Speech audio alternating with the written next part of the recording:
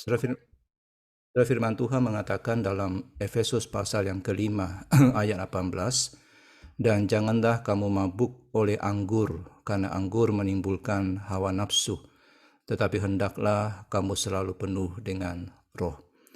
Nah, pada saat Paulus mengatakan janganlah kamu mabuk oleh anggur, maka tentu saja bukan itu tujuan utama daripada Paulus ketika menuliskan surat ini, yakni bukan tujuan utamanya untuk melarang mabuk anggur. Memang Paulus pasti melarang seseorang untuk mabuk oleh anggur, itu pasti, tapi tujuannya tidak berhenti sampai di situ. Ada sebuah dorongan yang Paulus berikan di dalam ayat ini, yakni hendaklah kamu selalu penuh dengan roh. Nah, inilah yang menjadi tujuan utama dari Paulus, yakni untuk memberikan dorongan penuh dengan Roh Kudus. Nah, kenapa Paulus tidak langsung saja mengatakan hendaklah kamu penuh dengan Roh Kudus, tetapi kenapa mesti mengawali dengan melarang supaya jangan mabuk oleh anggur? Nah, di sini Paulus hendak mengkontraskan antara kehidupan lama dan kehidupan baru. Ciri khas kehidupan lama orang-orang di Efesus atau jemaat di Efesus adalah kemabukan dan pesta pora. Nah, kehidupan yang mereka jalani itu umumnya adalah mabuk-mabukan. Itu adalah ciri dari kehidupan lama dari jemaat di Efesus, orang-orang Kristen yang berada di Efesus. Tetapi sekarang mereka sudah berubah. Mereka telah menjadi orang yang baru, mereka sudah menjadi seorang Kristen, mereka sudah berada di dalam roh, dan oleh karena itulah maka Paulus sekali lagi menekankan fakta bahwa kehidupan baru itu sama sekali berbeda dengan kehidupan yang lama. Mabuk anggur itu kehidupan lama, dipenuhi Roh Kudus itu kehidupan yang baru. Dan mabuk anggur dan dipenuhi Roh Kudus itu berbeda. Kehidupan lama yang suka mabuk-mabukan dan kehidupan yang baru yang dipenuhi oleh Roh Kudus itu berbeda. Nah, apa artinya mabuk anggur? Saudara, kata mabuk itu berarti dipenuhi. Orang yang mabuk anggur adalah orang yang dipenuhi oleh anggur. Ini sama dengan direndam. Jadi orang yang mabuk oleh anggur itu seperti seseorang yang direndam oleh anggur. Jadi kalau mau diterjemahkan secara hurufiah, jangan mabuk oleh anggur, bisa diterjemahkan seperti ini: jangan sampai basah kuyup dengan anggur, jangan direndam oleh anggur, jangan sampai basah kuyup, tapi penuhlah dengan Roh Kudus. Itulah arti dari kata mabuk. Saudara, mabuk oleh anggur ini punya makna berlebihan anggur. Direndam anggur, basah kuyup oleh anggur, artinya berlebihan anggur. Itu merupakan kondisi berlebihan. Nah, kata berlebihan ini ternyata sama dengan kata boros. Sama dengan kata boros yang dipakai untuk anak bungsu. Di dalam Lukas pasal 15 ayat 13, situ dituliskan, di sana ia, anak bungsu itu, memboroskan harta miliknya itu dengan hidup berfoya-foya. Nah, pemborosan itu menyebabkan apa? Menyebabkan kehancuran. Jadi kita bisa memahami, saudara, jangan mabuk oleh anggur, artinya jangan berlebihan dengan anggur. Jangan memboroskan, dan kebalikannya adalah menghemat. Kapan saudara bersalah karena pemborosan? Itu karena saudara tidak menghemat. Tidak menghemat. Saudara tidak menyimpan, dan pada akhirnya adalah sebuah kehancuran. Jadi jangan direndam dengan anggur yang mengarah kepada pemborosan, kecerobohan, dan akhirnya kehancuran. Tetapi penuhlah dengan Roh Kudus. Mungkin seperti itu maksud daripada yang dikatakan oleh Paulus di sini. Jadi saudara, kehidupan Kristen, hidup kita sebagai anak-anak Tuhan, itu bukan kecerobohan. Kehidupan Kristen itu bukan sebuah pemborosan, tapi sebuah kehidupan yang terkendali, sebuah kehidupan yang teratur. Ini adalah kebalikan dari kondisi pemabuk yang telah kehilangan kendali dan dikendalikan oleh sesuatu yang lain. Oleh karena itulah dia berada dalam kondisi yang kacau. Kelebihan anggur menyebabkan suatu kondisi hilangnya pemahaman, hilangnya kehalusan, hilangnya penilaian, hilangnya keseimbangan. Dan itulah yang dilakukan oleh minuman. Saudara, minuman anggur pasti akan mempengaruhi otak. Hal yang dipengaruhi oleh kemabukan adalah otak kita.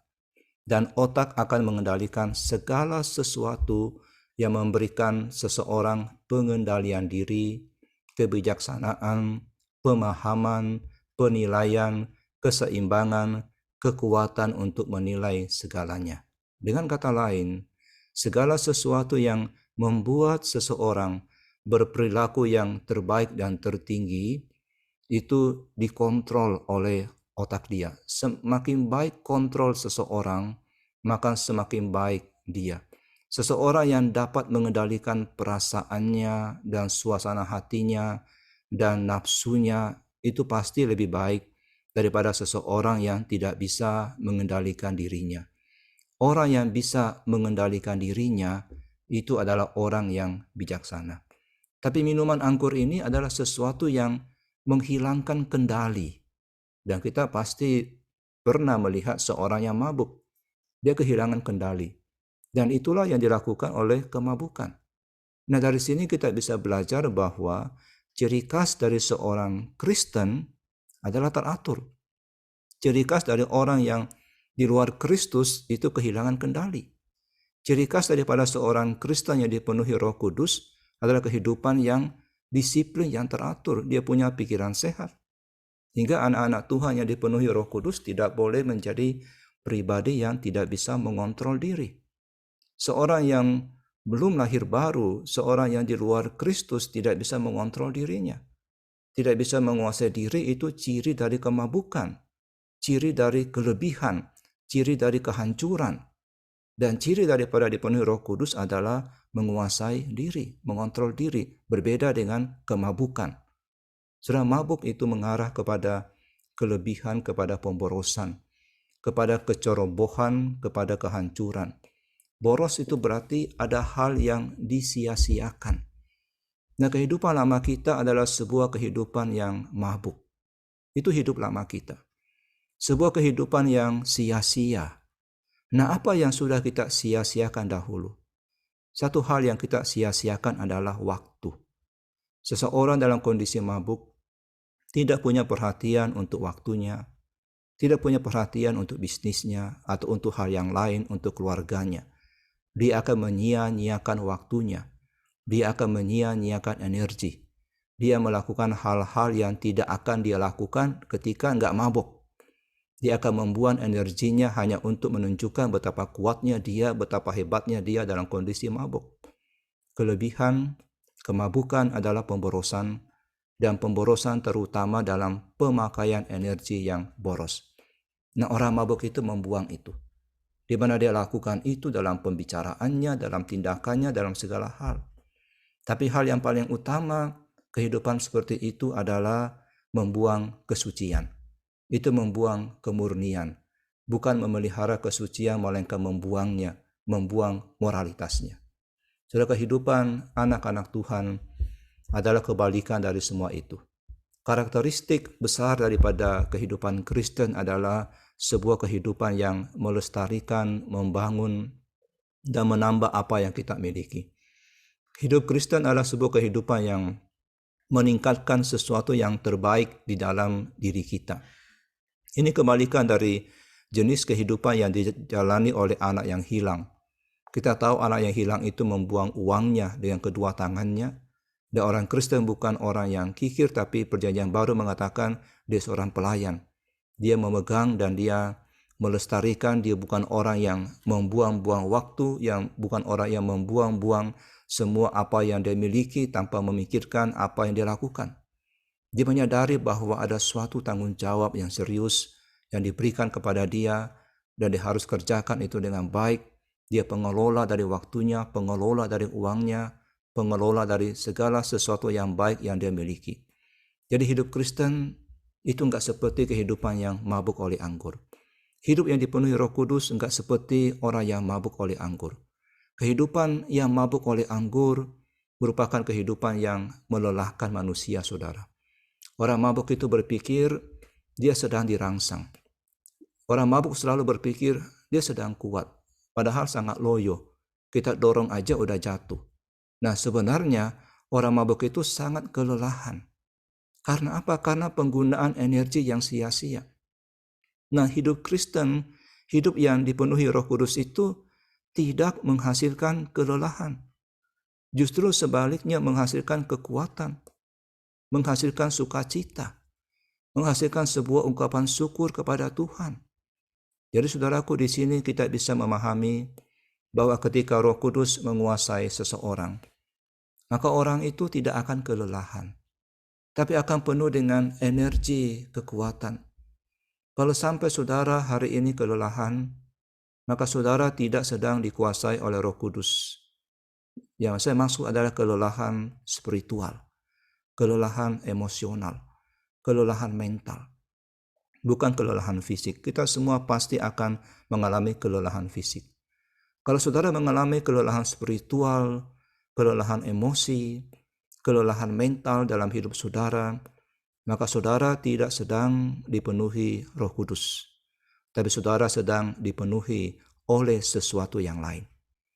Nah, kalau seorang Kristen kelelahan setelah melayani Tuhan, kelelahan dalam spiritualnya, dan dia kemudian uring-uringan, dia kemudian mengatakan saya capek melayani Tuhan, maka kita mesti mempertanyakan dasar dari pelayanannya.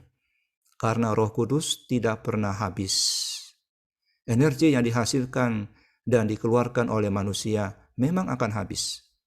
Alkohol atau rangsangan buatan apapun yang dibuat oleh manusia seperti kopi, seperti teh, pada akhirnya akan membuat kita lelah. Ketika kita minum alkohol, kita minum teh atau kopi, kita akan kuat untuk sementara waktu. Kita akan segar untuk sementara waktu.